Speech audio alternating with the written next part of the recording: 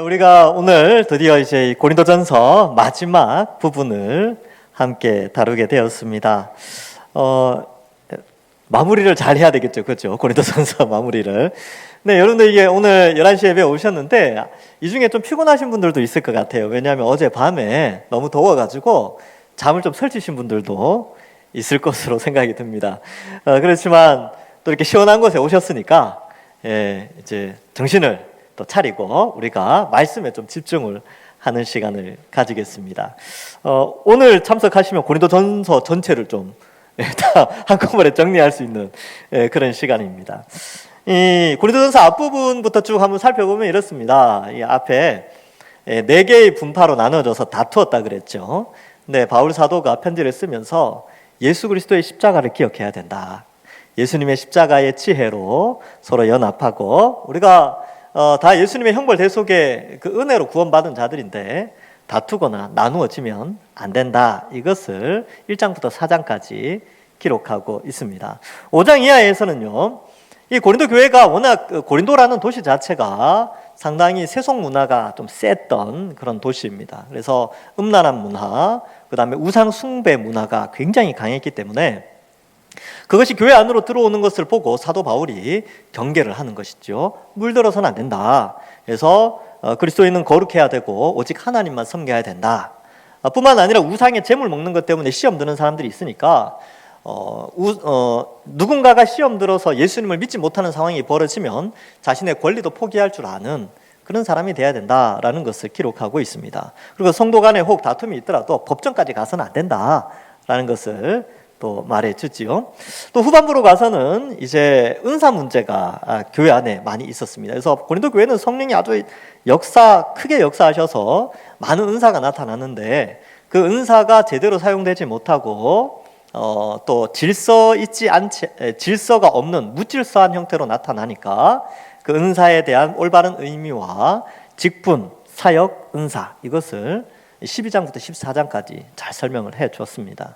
그래서 사랑으로 귀한 직분을 잘 감당해야 된다라는 것이었고요. 15장에 가서는 이제 부활의 문제였죠. 부활이 없다라고 하는 사람들이 있으니까 아니 부활은 있다. 예수님이 부활하셨고 예수님 다시 오실 때 우리도 죽지 않을 영원한 몸으로 부활하게 된다라는 것을 말씀해 줬습니다. 16장에 와서 결론 부분에 이제 예루살렘 교회를 돕기 위한 구제 헌금을 모아두라라는 것이었고 또한 자신이 2차 전도 여행을 마치고 이제 3차 전도 여행 중에 있는데 나중에 마게도냐를 거쳐서 이제 아가야 지역, 고린도 도시가 있는 아가야 지역으로 갈 것이다라는 것을 말해주고 있습니다. 자, 이제 오늘은 진짜 마지막 인사를 바울 사도가 고린도 교인들에게 하지요. 이 부분도 굉장히 중요합니다. 13절은 상당히 중요한 부분인데 왜 그러냐 하면 13절 9절 자체가 4개의 동사로만 기록되어 있습니다. 이게 무슨 말이냐면 2인칭 명령형 동사 4개가 써요. 그러니까 2인칭 복수는 너희들 이런 뜻이거든요. 너희는 이렇게 해라 라는 4개의 명령어가 쓰인다는 것이죠. 그러면 이걸 잘 귀담아 들을 필요가 있죠. 오늘날 우리에게도 우리에게 주시는 말씀이구나. 이 4가지 동사를 우리도 살펴봐야 되겠구나 라는 것인데 첫 번째가 깨어라고 되어 있죠. 깨어. 사실 여기 깨어라고 되어 있지만 깨어라 이거예요. 깨어라 하고 쉼표가 딱 찍혀 있어요. 깨어라. 근데 이 깨다라는 단어가 그레고레오라는 원형을 가지고 있는데 잠을 자지 않고 눈 떠 있는 상태입니다. 그러니까 이제 보고 있다라는 게 굉장히 중요해요. 잠을 자면 눈을 감고 있죠. 간혹 가다가 눈 뜨고 주무시는 분들이 있기도 합니다만 보통 사람들은 눈을 감고 잡니다. 근데 여기에 이 단어는 눈을 뜨다라는 것이 강조되어져 있고 눈을 뜨고 깨어있다 이런 뜻입니다. 잠을 자지 않는 것이죠. 그래서 눈을 뜨고 사물을 볼 때에 분별이 가능해지는 거예요. 뭔가 이렇게 날라오면 피할 수도 있고 그죠? 뭔가 이렇게 보면 아름답구나 이렇게 눈으로 볼 수 있는 상태 이게 깨어있는 상태죠. 이게 인지가 가능한 겁니다. 근데 잠을 자면 어떻습니까? 뭐가 날라오는지, 뭐가 아름다운지, 아니면 이상한 건지 분별을 못하죠. 그죠? 그래서 이 단어를 쓴 것은 이 세상에 눈에 보이는 것을 분별하라는 겁니다. 이 세상에 악하고 선한 것을 분별할 수 있어야 되고요. 이 세상에 타락한 사상과 문명과 문화 이런 것들을 좀 분별할 줄 아는 그런 깨어있음을 표현해주고 있습니다. 근데 15장 34절에는 이런 표현도 나오죠. 깨어 의를 행하고 죄를 짓지 마라. 여기에 깨어는 다른 단어예요. 그때 설교할 때 말씀드렸는데 에크네포라는 단어로 이것은 술에서 깨어 있는 것. 여러분 술에 취한 사람은 눈 떠 있습니까? 감아 있습니까? 눈 떠 있죠. 근데 이 사람들은 어때요? 눈 떠서 분별 못하는 사람들. 그런 사람들에 대해서는 이 15장 34절에서 이렇게 이제 죄를 짓지 말라 요 깨어도 있는데 성경 전체적으로 깨어라. 뭐 예수님도 복음서에 보면 너희가 깨어 기도하고 뭐 이런 거 표현 있죠. 그때 깨어는 다 잠을 자지 않는 요 단어예요. 이 단어. 잠을 자지 않고 눈으로 보며 깨어 있는 상태. 이것을 의미합니다. 그래서 여러분 우리는 이런 깨어 있는 게 필요해요. 그럼 어떻게 깨어 있어야 되겠습니까? 깨어 있다. 이게 이제 비유의 말인데 이 비유를 어떻게 해석을 해야 되느냐? 골로새서 4장 2절에 보면 이런 말씀이 나옵니다. 기도를 계속하고 기도에 감사함으로 깨어 있으라. 깨어 있는 방법 첫 번째, 기도하는 거예요. 기도하는 자는 깨어 있는 자입니다. 기도 안 하면 잠드는 것이죠. 그래서 데살로니가 편지에도 보면 항상 기도하라. 항상 기도하고 쉬지 말고 기도하라 이렇게 돼 있죠. 그래서 기도는 항상 하는 거예요. 그래서 교회에 와서만 기도하는 것이 아니라 여러분 일반 생활 속에서도 월요일부터 토요일까지 기도하는 삶을 사셔야죠. 버스 타고 다니실 때도 기도하시고 지하철 탈 때도 기도하시고 밥 먹기 전에도 기도하시고 요즘 밥 먹기 전에도 기도 안 하는 사람들도 많이 있어요. 근데 기도하셔야 됩니다.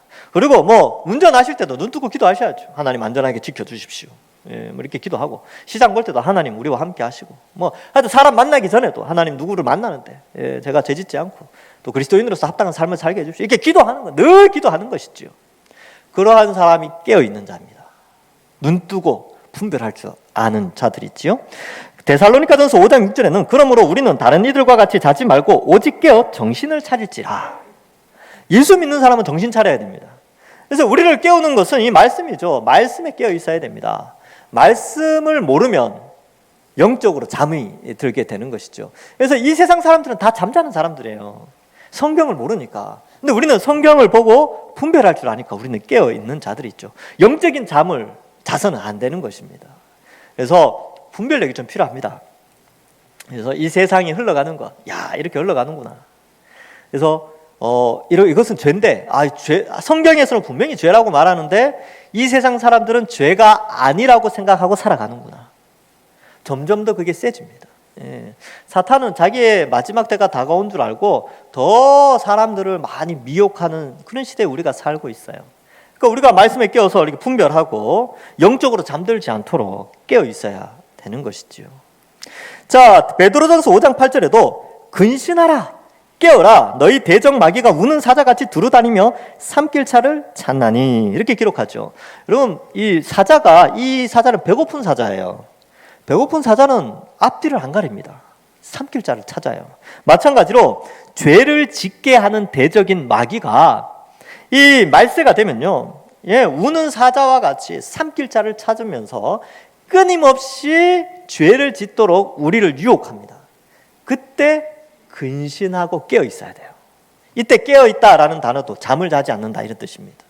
잠자면 사자가 물어가 버려요. 비참하게 죽습니다. 그러니까 깨어 있어야죠. 정신 차려야 됩니다. 여러분 세상은 늘 우리를 힘들게 만들 거예요. 잠들게 만들 겁니다. 코로나 때문에 잠들 뻔했죠. 그리고 이제 경기 침체가 온대요. 또 잠들 뻔할 수 있어요. 근데 깨어 있어야죠. 여러분 경제는 항상 흐름이 있어요. 올라갈 때가 있으면 또 떨어질 때가 있고 또 떨어질 때 있으면 또 올라갑니다. 걱정하지 마십시오. 역사 속에 계속 그렇게 해왔어요. 그러니까 당황하지 마세요. 패닉 상태에 빠지면 안 된다는 것이죠. 우리는 말씀에 깨어 있어야 되고 신앙을 붙잡아야 되는 것입니다.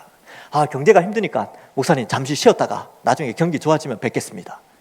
그러지 말라는 거, 이건 잠드는 거예요. 저 이제 잘 거니까 깨우지 마세요. 이런 뜻과 똑같습니다. 영적으로 깨어 있어야 되죠. 경기가 힘듭니까? 네, 더 하나님께 매달려야죠. 전염병이 다시 재확산됩니까? 네, 더 하나님 의지해야죠. 그래서 우리 삶 속에서 부지런한 삶을 살고 열심히 살고 그러한 가운데 하나님을 더 의지해야죠. 세상은 마귀는 끊임없이 여러 가지 환경을 우리에게 열어놓으면서 우리가 범죄하도록 끊임없이 유혹하고 있습니다. 흔들리시면 안 됩니다. 이 사회적 환경뿐만 아니라 교회도 마찬가지죠. 교회도 끊임없이 여러 가지 상황 속에서 우리의 신앙을 하지 못하도록 우리를 낙심에 빠뜨리기도 합니다. 때로는 잘못된 방향으로 오히려 반대로 교만하게 만들기도 해요. 그래서 낙심하지 말고 교만하지 않고 흔들리지 않으면서 신앙생활을 해야 되죠. 신앙생활 하다 보면 힘들 때가 많아요. 그러나 그때 다시 정신을 차리고 깨어 신앙생활을 해야 됩니다. 자, 두 번째 동사가 뭐냐면 굳게 서라입니다. 믿음에 굳게 서서 이렇게 되어 있죠. 그래서 믿음 안에서 서 있어야 돼요. 예수 그리스도를 믿는 믿음. 예수님이 나의 죄의 형벌을 대신하여 십자가에 달려 죽으셨구나. 하나님이 내 죄를 대신해서, 내 죄의 형벌을 대신해서 형벌을 대신 받으셨구나. 얼마나 감사합니까? 그 믿음 붙잡고 우리는 믿음으로 살아가는 것이죠. 이 굳게 서다이라는 이 단어는 이 당시 사람들에게 있어서는 이 약간 전투적인 개념이 있었어요. 여러분 그 원형 경기장 아시죠? 이제 여러분들 유럽 쪽으로 여행 많이 가시다 보면, 혹은 TV에서 그런 여행 프로그램 보면 유럽 쪽에 터키 지역에 보면 유적지 원형 경기장 나오잖아요. 몇몇 명 수용하고 노천극장. 근데 옛날에 거기에서 뭐 했냐면요, 검투사들이 검투 대결하고 또 동물하고 검투사랑 막 싸우고 그랬어요. 그때 전투에 임하기 전에 딱 서 있는 상태, 굳게 서다. 이 전투 복장을 취하고 방패와 칼을 들고 딱 서 있고 곧 다가올 짐승들과 적군을 향해서 딱 대기하고 있는 그 상태, 굳게 서는 것이죠. 만일 그때 굳게 서지 않고 앉아 있다든지 누워 있으면 그대로 공격당하는 것이죠. 그래서 여기에 믿음에 굳게 서야 된다. 앞서 말씀드렸다시피 우리를 넘어뜨리려는 이 세상의 수많은 환경들과 여러 가지 개인적인 요소에 의하여서 우리는 얼마든지 넘어질 수 있는 상황이 있는데, 그러할 때에 믿음에 서 있어야 됩니다. 흔들려서는 안 돼요. 여러분 지금도 그렇죠. 지금도 우리의 믿음을 흔들어 놓는 여러 가지 요소가 있어요. 뭐가 잘 안 된다든지, 자녀가 속을 썩인다든지, 경제적으로 어렵다든지, 건강에 문제가 생긴다든지, 이런 것들로 흔들려서는 안 된다는 거예요. 그래서 고린도전서 15장 58절에 우리 지난번에 살폈던 내용인데, 그러므로 내 사랑하는 형제들아 견실하며 흔들리지 말고 항상 주의 일에 더욱 힘쓰는 자들이 되라. 이는 너희 수고가 주 안에서 헛되지 않은 줄 알미라. 여러분 우리가 열심히 신앙생활 하면요, 하나님이 다 아세요. 헛되지 않습니다. 그리고 하늘의 상급으로 채워주십니다. 예수님이 오죽 답답했으면 이 땅에 와서 그랬겠습니까? 너희 재물을 하늘에 쌓아두라. 이 땅에 쌓아두는 게 아니라 하늘에 쌓아두라는 것이죠. 그게 뭡니까? 믿음에 굳게 서는 것이죠. 자, 갈라디아서 5장 1절에도 그리스도께서 우리를 자유롭게 하려고 자유를 주셨으니 그러므로 굳건하게 서서 다시는 종의 멍에를 매지 말라. 물론 문맥적으로는 이 율법주의에 대한 경고이지만 우리에게 여전히 말씀해 주시는 것은 굳게 서야 된다. 믿음에 서 있어야 된다. 진리 위에 서 있어야 된다라는 것이고요. 빌립보서 4장 1절에는 그러므로 나의 사랑하고 사모하는 형제들, 나의 기쁨이요 면류관인 사랑하는 자들아, 이와 같이 주 안에 서라. 이제 앞문맥을 보면 우리에게 부활할 몸이 있다. 우리에게 하늘 시민권이 있으니까 이 땅에서 좀 고난 받는다 할지라도, 이 땅에서 좀 환경이 예수 믿기가 좀 힘든 환경에 처해 있다 할지라도 흔들리지 말고 주 안에 서라. 그런 내용으로 기록하고 있습니다. 데살로니가 전서 3장 8절에도 그러므로 너희가 주 안에 굳게 선즉 우리가 이제는 살리라. 이게 무슨 말이냐면, 성도들이 믿음 안에 굳게 서 있으면 하나님이 기쁘다는 것이고, 또 교회 바울 사도의 일행들 있죠. 바울 사도가 이 데살로니가 교회를 세워놨지 않습니까? 하나님의 은혜로 세웠는데 믿음에 굳게 서 있으니까 야, 이제 좀 안심이 된다라는 거예요. 교회가 성도들이 서로 사랑하고 아껴주고 믿음에 서 있으면요, 교회의 리더들 그리고 또 목회자들이 너무 기뻐요. 너무 기쁩니다. 그래서 여러분들, 제가 뭘 기뻐하겠습니까? 여러분들이 믿음 안에 든든히 서 있을 때 저는 그것만큼 기쁜 일이 없습니다. 믿음에 굳게 서 있기를 주님의 이름으로 간절히 축원합니다. 다음으로 남자답게라고 되어 있는데, 이건 성별을 의미하는 게 아니고요, 이 단어 자체가 용감하게 이렇게 되어 있어요. 용감하게, be brave. 영어를 좀 써서 죄송합니다. brave. 들어보셨죠? brave 이런 말. 이게 무슨 말이냐면 아주 용맹스러운 이런 뜻이에요. 여러분 신기하지 않습니까? 신앙생활을 하는데 용감함이 있어야 된대요. 왜 그랬을까요? 왜냐하면 이 신앙을 가진 사람과 가지지 않은 사람 사이에 갈등을 유발하기 때문에 그렇습니다. 여러분, 어느 시대에나 예수 믿는 사람은 항상 소수였습니다. 예수 안 믿는 사람은 항상 다수였어요. 항상. 그래서 소수의 예수 믿는 사람이 다수의 믿지 않는 자들 사이에 살면은 항상 어려움이 있었어요. 가치관의 갈등, 또 물리적인 핍박도 있었죠. 또 뭐 지금 같은 경우에는 믿지 않는 자들 사이에 그리스도인으로 살아간다는 게 참 쉽지가 않습니다. 그런데 우리에게는 용기가 필요해요. 우리가 예수 믿는다는 것을 나타내는 용기가 필요합니다. 2000년 전에 사람들이 어땠습니까? 용기 내어서 나 예수 믿습니다 라는 것 때문에 핍박을 당하고 돌에 맞기도 하고 감옥에 갇히기도 하고 또 결국에는 순교의 자리에까지 이르게 되었지요. 바울 사도도 사실 복음 전하면서 생명이 위협받는 게 굉장히 두려웠어요. 편지들 읽어보면 에베소서나 뭐 빌립보서, 골로새서 이런 데 보면 항상 기도하는 게 야, 나 좀 기도 좀 해주라. 나 두렵다. 내가 담대히 복음 전하도록 기도 좀 해주라. 그 편지에 그렇게 써 있다니까요. 사도인데 사도도 역시 죽음 앞에서는 두려운 것이지요. 그래서 용기가 필요하다는 겁니다. 용기는 우리가 막 용기 내야지 이게 아니라 결국 뒤에 나오지만 다 하나님의 은혜로 주어지는 것이죠. 그래서 여러분 용기를 가지셔야 됩니다. 여러분 앞으로 신앙생활할 때 월요일부터 토요일까지 믿음 생활은 용기 있는 생활이에요. 여러분들 나타내야 됩니다. 나 예수님 믿습니다 라는 걸 나타내야 돼요. 용기를 가지셔야 됩니다. 용기를 내십시오. 그러면 핍박이 아마 좀 올 수도 있어요. 사람들이 너 예수 믿었어? 그래 어디 지켜보자 이렇게 된다니까요. 근데 원래 그래요. 신앙생활하면 그렇습니다. 그래서 세상 사람들은 다수가 예수 믿지 않기 때문에 예수 믿는 사람들이 이렇게 지켜봐요. 저 사람이 진짜 예수 믿는 사람 맞나 그러면서 존경합니다. 예수 잘 믿으면. 근데 예수 믿는다 그래놓고 불신자하고 똑같이 산다 그러면 뭐 그러겠죠, 그죠? 그래서 우리는 용기가 필요해요. 어떤 용기요? 내가 그리스도인으로 살아가는 용기, 그리고 세상 가운데 내가 그리스도인임을 나타내는 용기가 필요합니다. 숨기지 마세요. 우리가 세상 사람들 가운데 내가 예수 믿는 거 숨기면 예수님도 우리 보고 나 너 모른다 그렇게 말씀하십니다. 그건 제 말이 아니고 성경에 그렇게 돼 있어요. 너희가 나를 거부하면 나도 너희를 거부한다. 이건 확실한 거예요. 자신을 드러내야 됩니다. 숨기지 마십시오. 그래서 앞으로 식사하실 때 기도하시고 그래서 자신이 그리스도인임을 나타내야 되겠죠. 용감하셔야 됩니다. 그래서 우리가 좀 신앙을 위한 용기, 직장에서나 학교에서나 뭐 사회생활 속에서 나타내십시오. 그 다음에 네 번째 명령형이 강건하라입니다. 강건하라. 이것은 단어의 뜻이 아이들이 자라면서 힘이 세지고 면역력이 자라가는 것. 이건 성장하는 강함입니다. 그래서 에베소서 3장 16절에도 너희 영광의 풍성함을 따라 그의 성령으로 말미암아 너희 속사람을 능력으로 강건하게 하시오며. 그래서 우리가 강건해지는 것은 성령의 능력으로 강해지는 것입니다. 성령이 우리를 도와서 성령이 성경 말씀을 통해서 우리의 믿음을 강하게 만들어 주시는 것이지요. 연약할 수 있죠. 처음 예수님 믿었는데 어떻게 금방 수십 년 예수 믿은 사람처럼 그렇게 살아갑니까?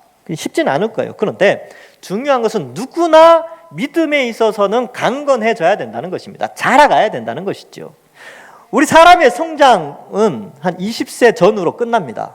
그러나 신앙의 성장은요, 생명이 끝날 때까지 자라요. 여러분 다 자라고 있습니다. 성장하고 있습니다.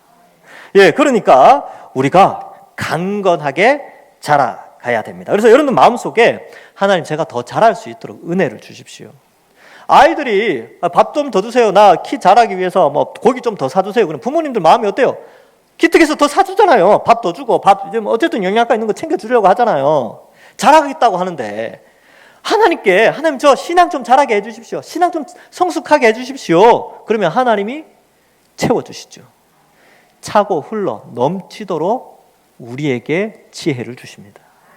우리 이걸 믿는 것이죠. 그래서 이게 불가능한 것을 네 가지 이야기하는 게 아니에요. 여기 깨어있는 것, 믿음에 굳게 서는 것, 용감한 것, 강건한 것 딱 가능하니까 사도 바울을 통해서 하나님이 말씀을 하고 있는 것입니다. 근데 이 모든 것은 하나님의 은혜죠. 성령의 능력으로 되어집니다.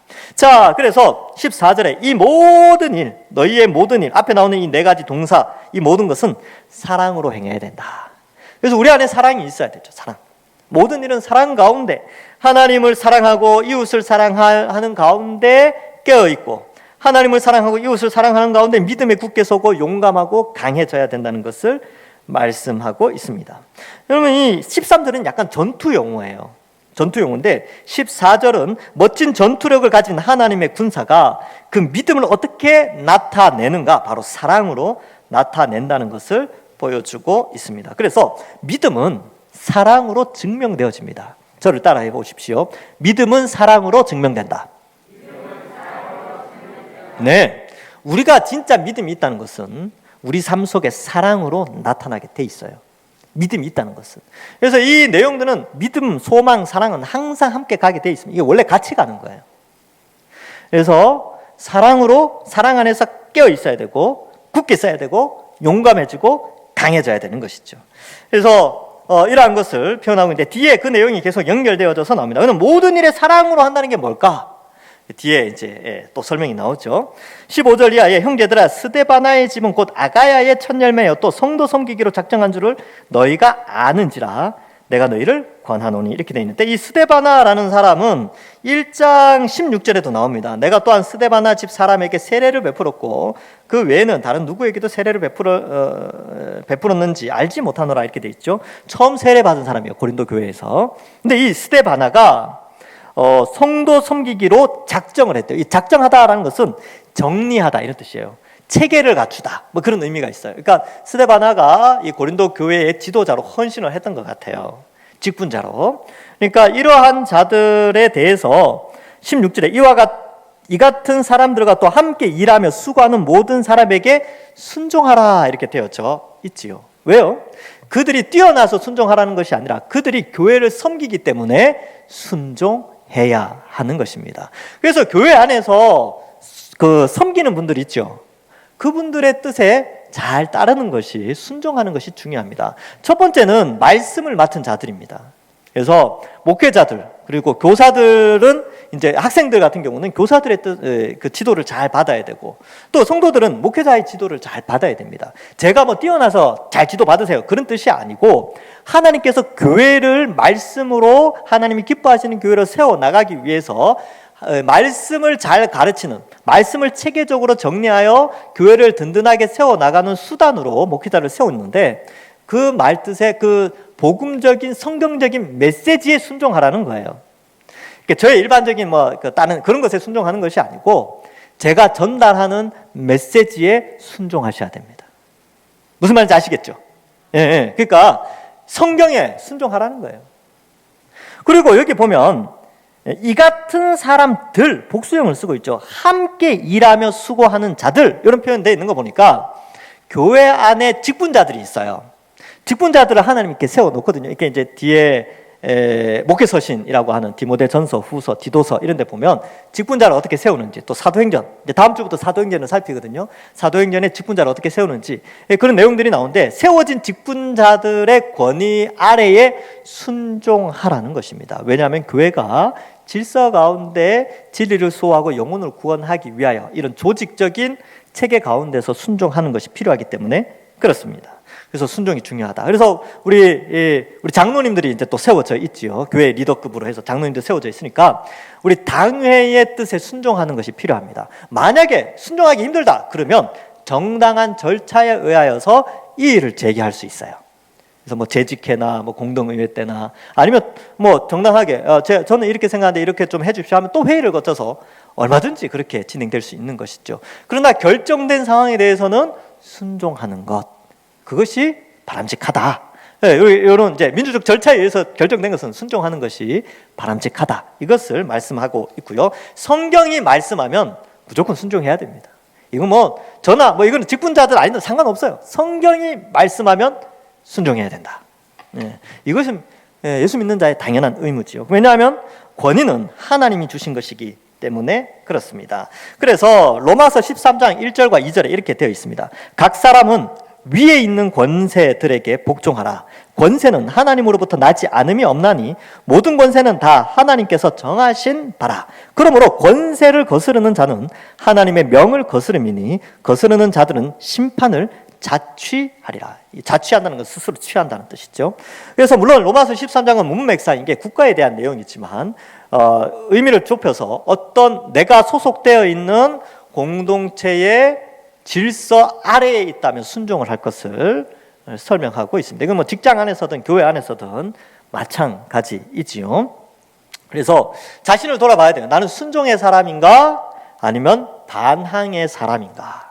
나는 순종을 익숙하게 여기는가, 아니면 늘 반항하는 자인가, 반골 기질이 강한가, 이걸 생각해 봐야 되는데, 우리의 마음을 부드럽게 해서 위에 있는 권위가 주 안에서 합당한 결정을 내린 것이라면 우리는 순종할 의무가 우리에게 있는 것입니다. 그리고 이제 직분자들은 이 권위가 크기 때문에 책임도 중요해요. 책임감도 중요합니다. 그런 것도 한번 같이 생각해 볼 수 있고요. 자, 그 다음에 17절에 보면 내가 스데바나와 브드나도와 아가이고가 온 것을 기뻐한다. 뭐 세 사람이 왔어요. 이름이 어려운 사람이 세 사람이 왔어요. 그들이 너희의 부족한 것을 채웠습니다. 이렇게 되어 있죠. 그럼 너희의 부족한 것이 무엇이었겠습니까? 이 너희의 부족한 것 이렇게 되어 있는데, 이게 이제 표준 세 번역에는 이렇게 해석하고 있습니다. 만나지 못하는 아쉬움을 채웠다, 이렇게 기록하고 있어요. 그러니까 너희의 부족한 게 뭐냐면, 이 고린도 성도들이 다 바울과 그의 일행들을 만나고 싶어 했어요. 근데 다 올 수는 없잖아요, 그죠? 대표로 3명이 왔는데 그들이 이제 대표에서 와서 너희의 아쉬움, 만나지 못하여서 아쉬웠는데 그것을 채워줬다라는 것을 말해주고 있습니다. 자, 18절에 그들이 나와 너희 마음을 시원하게 하였으니 그러므로 너희는 이런 사람들을 알아주라, 이렇게 되는데, 마음을 시원하게 하였다라고 되는데, 이 마음이, 이 단어가 좀 특별한 단어예요. 왜냐하면 보통 마음 그러면 우리가 아우 참 마음에 든다 이런 표현들을 많이 쓰죠. 근데 이때 마음이라는 단어를 헬라 사람들은 두 가지 용어로 썼어요. 첫 번째, 합리적인 마음, 머리를 계산해서 이치에 합당하다라고 할 때 그 마음은 누스라는 단어를 써요. 그 다음에 이 물이 참 시원하다, 이 감정적인 거죠. 그래서 물이 참 시원하다, 이 색깔은 참 마음에 든다, 감정적으로 내 마음에 든다라고 할 때는 카르디아라는 단어를 써요. 하여튼 우리야 똑같은 단어로 마음 하면 되는데, 옛날 헬라 사람들은 이 단어를 다 다르게 썼나 봐요. 그런데 여기에는 이 두 단어를 쓰지 않아요.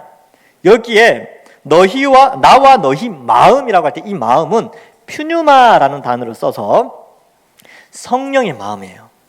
그러니까 이 마음을 시원하게 한 내용이 뭐냐면, 신앙적인 일에 있어서 아주 시원하게 소통했다라는 것을 의미합니다. 여러분, 저도 그럴 때가 있는데, 저랑 신앙이 맞는 사람과 만나면요, 마음이 시원해요. 나랑 통하는 사람과 대화를 하면 마음이 시원합니다. 특히 신앙에 대해서는, 신앙의 방향성, 그러한 것들과 대화를 했는데 나랑 너무 잘 맞아, 행복해요. 바로 그 상황을 의미합니다. 그래서 나와 너희 마음을 시원하게 하였다, 신앙에 있어서 동질감을 가지고 아주 기쁨으로 대했다라는 것이죠. 그러므로 너희는 이런 사람들을 알아주라. 이 사람들은 어떤 사람들이냐면, 주를 위하여, 이렇게 스데바나가 나오죠. 스데바나, 브드나도, 아가이고, 이런 사람들은 주를 위해서 헌신하고 신앙에 바로 서 있고 이렇게 교회를 섬기는 자들인데, 이들을 알아줘야 된다는 거예요. 여러분, 교회 안에서 알아주는 게 중요합니다. 이 알아주는 게 뭐냐? 격려하는 것이죠. 그리고 위로해 주는 것입니다. 여러분, 지금 여름 사역이 진행되는 가운데 있는데, 우리 교사들 있잖아요. 영유치부, 유초등부, 중고등부, 청년부 수고하시는 분들, 여러분 좀 알아주셨으면 좋겠습니다. 이 더운데 여러분 그날 하루 그거 수고하는 게 아니라 그 하루를 위해서, 그 이틀 3일을 위하여서요, 몇 주 전부터 우리 교사들 모여서 기도하고 준비하고 또 아이들 관리하고 막 그러고 있어요. 그런 수고를 알아주시면 돼요. 그래서 주변에 교사가 있다 그러면, 수고 많았지, 또 수고하겠네, 이렇게 격려해주고. 교사만 격려 알아주면 됩니까? 아니죠. 찬양대원들. 여러분들 11시에 예배 드리는데 1시간 전에 와서 연습하고 계세요. 연습하시죠. 또 나중에 또 연습하지요. 또 찬양대만 있습니까? 아니요. 또 안내하시는 분들, 또 이 더운데 식당에서 그 뜨거운 불 앞에서 또 여러분들 점심 맛있게 드시라고 준비하시는 분들이 있어요. 오늘은 점심 드시고 나서 나오실 때 너무 맛있게 먹었습니다, 이제 그렇게 말씀들 하시고, 고맙다, 감사히 잘 먹었습니다, 이런 말도 한마디씩 하시고, 너무 수고 많습니다, 이렇게 한마디씩 하시는 것도 중요합니다. 그리고 우리 장로님도 한 번씩 뵈시면, 또 신무 집사님들 뵙고 신무 권사님들 뵈시면 수고 많습니다, 이렇게 격려해주고 알아주는 것이 중요하죠. 또 반대로 열심히 일하시는 분들, 누가 알아주지 않는다 할지라도 너무 낙심하지 마십시오. 하나님이 다 알아주십니다. 하나님이 다 보고 계세요. 여러분들 몰래 선행하시는 거 있죠. 이거 누가 알면 안 되는데, 어떡하죠? 하나님 아시는데, 하나님 다 알고 계세요. 그리고 하늘 상급으로 다 채워주십니다. 낙심하지 마십시오. 그러니까 하나님 다 알고 계시니까. 또 아신다면 여러분들 성도들끼리 서로 격려하고 그렇게 세워나가는 것이죠. 이게 바로 사랑으로 행하는 것이지요. 19절에 보면 아시아의 교회들이 너희에게 무난하고, 자 19절 20절에는 무난하다라는 단어가 계속 반복됩니다. 아굴라와 브리스길라 있죠. 근데 여기는 또 브리스가 이렇게 씁니다. 브리스가와 그 집에 있는 교회가 주안에서 너희에게 간절히 무난하고, 이 아굴라와 브리스길라는 고린도 교회에서 2차 전도 여행 때 바울과 함께 고린도 교회를 세웠던 사람이에요. 근데 떠나올 때 바울과 함께 떠나와서 에베소에 머물러 있었어요. 근데 무난하죠. 그러니까 이 아굴라 브리스길라 그러면 고린도 교인들이 알아요. 아, 이분들 알지. 무난하는구나. 20절에 모든 형제도 너희에게 무난하니 너희는 거룩하게 입맞춤으로 서로 무난하라. 이게 무슨 말이냐면 고린도 교회가 있는데 고린도 교회와 관련된 다른 교회들이 너희에게 무난한다. 우리는 다 그리스도 안에서 한 가족이다 라는 것을 표현하고, 무난하다는 게 중요해요. 서로 격려하고 서로 사랑 가운데 무난하는 것이죠. 또 너희 가운데에서도 서로 입맞춤으로 무난하라. 이게 입맞춤이라고 하는데 당시 인사법 있죠. 지금은 입맞춤은 큰일 납니다. 지금은 이게 그대로 적용하면 안 되죠. 지금 어떻게 인사해요? 어떻게 무난합니까? 악수하죠, 악수. 그리고 인사, 목례, 안녕하십니까? 그 다음에 비대면 시대에는 전화, 영상통화 뭐 이런 거 있잖아요. 카톡, 뭐 문자 이런 걸로 무난하는 거예요. 그래서 저희 이제 나갈 때 제가 주먹 인사를 하죠. 지금 이제 조금 확산되니까 악수 안 하고 주먹 인사로 다시 하는데, 이런 것들이 다 사랑의 인사예요. 사랑으로 인사 나누는 것이죠. 그래서 여러분들이 무난하고 인사하는 거는요, 목회자들만 하는 게 아니에요. 구역장만 하는 게 아닙니다. 여러분들 다 같이 해야 되는 거예요. 그 지금 코로나 전에 나오시다가 안 나오시는 분들 있죠. 간혹 가다가. 그런 분들한테 한 번씩 전화해 보십시오. 이번 주 숙제 두 사람에게 전화하기. 숙제 내드렸어요. 검사는 안 합니다. 검사는 안 하니까 걱정하지 마시고 일단 한번 해보십시오. 두 사람에게, 전에는 잘 보였는데 요즘 좀 안 보이네 라고 생각하시는 분 두 사람을 정해서 이번 주에 무난하시기 바랍니다.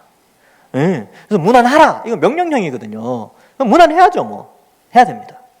그래서 두 사람씩 하면 연락하면 또 이렇게 그분들도 마음속에, 야, 나를 잊지 않았구나. 그렇지. 내가 다시 예수님 찾아야지. 다시 예배 드려야지. 이런 마음이 들 거 아닙니까? 무난하는 것이죠. 그래서 교육자들도 물론 신방을 하고 전화 신방을 하고 찾아뵙고 하지만 우리 성도 여러분들도 물론 여름에는 직접 찾아뵙는 게 참 실례죠. 집에 편안하게 있으신데 또 가면 그렇잖아요. 근데 이제 어쨌든 교육자들에게만 이거 맡기지 말고 같이 노력해 봅시다. 같이 무난하는 것이죠. 자, 21절부터 24절입니다. 나 바울이 친필로 너희를 무난한다. 이게 힘들지만 한다는 것이죠. 만일 누구든지 주를 사랑하지 아니하면 저주를 받는다. 여러분, 이 믿음과 사랑은 같이 간다 그랬죠. 주를 믿지 않는 자는 어떻게 됩니까? 지옥 가잖아요. 예수님 안 믿으면 다 지옥 가요. 그러니까 예수님 안 믿는 사람들 보고 불쌍히 여겨야 돼요. 전도해야 되죠. 그런데 예수를 믿으면 어떻게 되느냐? 예수를 믿으면 예수님을 사랑해요. 주를 믿으면 주를 사랑하게 돼 있습니다. 그리고 주님의 몸된 교회를 사랑하죠. 자, 예수님이 머리, 그의 몸은 교회예요. 그럼 예수님을 사랑하면 교회도 당연히 사랑하는 것이죠. 예수님 사랑하는데 몸은 사랑 안 해. 이상하지 않습니까? 이건 예수님 사랑하는 게 아니에요. 예수님 사랑하면 몸도 사랑해야 됩니다. 이 개념이 바울이 다메섹 도상에서 예수님 만났을 때 이거 깨달았어요. 사실 바울은 예수님 핍박한 적 없어요. 예수님 믿는 사람을 핍박했죠. 근데 예수님이 부활하셔서 뭐라 그랬어요? 사울아 사울아, 네가 어찌하여 나를 핍박하느냐. 이게 무슨 말이냐면 성도를 핍박하는 것이, 성도를 미워하는 것이 예수님을 핍박하는 거예요. 예수님을 미워하는 거죠. 그래서 여기 주를 사랑하지 아니하면 저주를 받는다 이렇게 되는데, 이 저주라는 단어가 신약 성경에 많이 나오진 않아요. 근데 이 로마서에 이 표현이 나오게 됩니다. 그래서 뭐 로마서에 보면 이러한 것들에 대해서 설명을 하는데, 로마서 9장 3절에 그리스도에게 끊어지는 저주 이런 표현을 쓰고요. 갈라디아서 1장 8절과 9절에는 이단 혹은 거짓 복음을 전하는 자들에게 이러한 저주가 임한다라는 것을 말하고 있고, 여기에 주를 사랑하지 않으면 저주를 받는다라는 것입니다. 그래서 주를 사랑하는 것은 앞에 나오는 공동체를 사랑하는 것, 그렇죠? 14절에 너희 모든 일을 사랑으로 행하라 라는 것과 또한 연결되어져 있습니다. 그래서 여러분 교회를 사랑해야 돼요. 그리고 주를 사랑해야 되죠. 주를 사랑하는 것이 교회를 사랑하는 것입니다. 이렇게 사랑하는 자는 주님의 오심을 기대하는 것이죠. 그래서 22절 끝에 우리 주여 오시옵소서, 이게 원어는 아람어를 헬라어로 써놨어요. 어떻게 되어 있냐면 마라나타 이렇게 되어 있어요. 들어보셨죠? 마라나타. 마라나 플러스 타 이렇게 되어 있어요. 그래서 아람어예요. 헬라어가 아니고. 우리 주여 오시옵소서. 주님 빨리 오셔야죠. 예. 자, 그래서 주 예수 그리스도의 은혜가 너희와 함께 하고 나의 사랑이 그리스도 예수 안에서 너희 무리와 함께 할지어다. 여기 보면 이제 은혜가 있어야 되죠. 은혜. 예수님의 은혜. 은혜라는 단어 뜻이 뭐냐면 자격이 없음에도 불구하고 주어지는 선물을 은혜라고 합니다. 그러니까 우리는 앞에 나오는 이런 깨어있고 믿음에 굳게 서고 남자답게 용감하게 강건하고 서로 사랑하고 또 그죠 격려하고 알아주고 무난하고, 이게 사실 우리 의지로 잘 안 돼요. 하나님의 은혜가 교회 공동체 안에 있어야 됩니다. 하나님이 이런 성령의 선물이, 성령이 우리 속에서 역사하셔야지만 이 모든 아름다운 교회를 이룰 수 있다는 것이죠. 그래서 그리스도의 은혜가 너희와 함께 하기를 원한다 이렇게 기도하고요. 24절에 나의 사랑이, 바울의 사랑이 그리스도 예수 안에서 고린도 무리와 함께 있기를 원합니다. 바울의 사랑이 함께 하기를 원합니다. 이거죠. 그러니까 우리 성도 각자, 여러분들 한 사람 한 사람의 사랑이 우리 동산교회와 함께 있기를 바라는 마음도 우리에게 있어야 된다는 것이죠. 말씀을 마무리합니다. 여러분, 고린도전서를 마무리하면서 바울은 우리가 뜨겁게 주를 사랑하기를 원해요. 뜨겁게 그와 같이 형제를 사랑하기를 원합니다. 그리고 세상에 수많은 요동하는, 믿음을 흔들어 놓는, 믿음에서 넘어지게 하는 수많은 요소들이 대외적으로 대내적으로 교회 안에서 혹은 내 개인의 가운데 흔들어 놓는 많은 가운데 있지만 깨어 굳건하게 서서 용감하게 강건하기를, 자라가기를 원하고 있습니다. 아무쪼록 우리 모든 동산교회 성도들은 이 말씀처럼 순종하여 하나님 앞에서 견실하게 서서 흔들리지 않고 하나님 앞에 칭찬받으시는 우리 모든 주의 백성들 되기를 주님의 이름으로 간절히 축원합니다. 아멘. 기도하겠습니다. 하나님 감사합니다. 오늘 말씀처럼 우리가 예수님 사랑하고 교회를 사랑하면서 깨어 믿음에 굳게 서서 남자답게 강건하여 사랑으로 모든 일들을 행하고 서로 무난하고 또 하나님의 은혜를 구하면서 믿음 생활 잘하는 저희들 되게 하여 주옵소서. 그리하여 하나님 앞에 섰을 때 우리 모두가 부끄러움 없이 착하고 충성된 종이라고 인정받는 이곳에 있는 모든 주의 백성 되게 하여 주옵소서. 감사드리옵고 예수님의 이름으로 기도하옵나이다. 아멘.